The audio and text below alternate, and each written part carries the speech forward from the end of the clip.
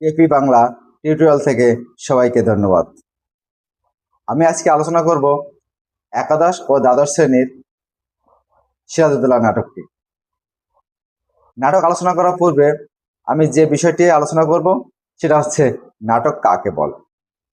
নাটক হলো দৃশ্যকাব্য এবং শ্রব্যকাব্যের সমন্বয়। রঙ্গমঞ্চের সাহায্যে পাত্র পাত্রীর সংলাপ ও অভিনয়ের মাধ্যমে মানুষের সুখ দুঃখ ও জীবনের বৈচিত্র্যময় রূপ ফুটিয়ে তোলার নামই হলো নাটক। নাটক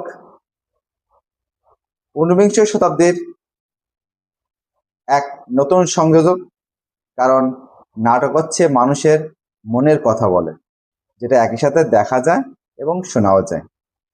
আমাদের আজকের যে নাটকটা আলোচনার বিষয় সেটা হচ্ছে সিরাজউদ্দৌলা নাটক। সিরাজউদ্দৌলা নাটকের যিনি লেখক অর্থাৎ যিনি নাট্যকার, তার নাম সেকান্দার আবু জাফর।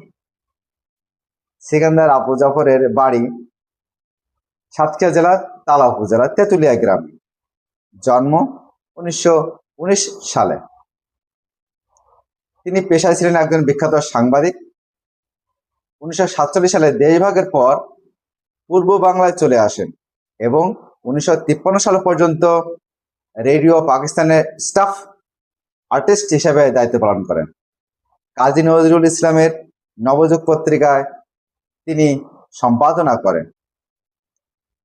সবচেয়ে মজার বিষয় হচ্ছে মুক্তিযুদ্ধের সময় কলকাতা থেকে প্রকাশিত সাপ্তাহিক অভিযান পত্রিকার সম্পাদনা ও প্রকাশের দায়িত্ব তিনি পালন করেন।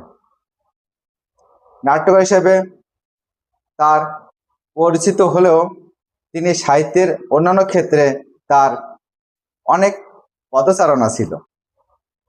প্রগতিশীল সাংস্কৃতিক আন্দোলনের সর্বদা অগ্রবর্তী ভূমিকা তিনি পালন করেন।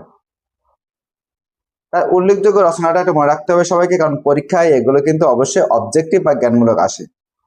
তার বিখ্যাত নাটক মাকড়সা, যেটা প্রকাশিত হয় 1960 সালে। স্বপন্ত উপাখ্যান, যেটা প্রকাশিত হয় 1968 সালে। মহাকবি আলাওল 1962 সালে।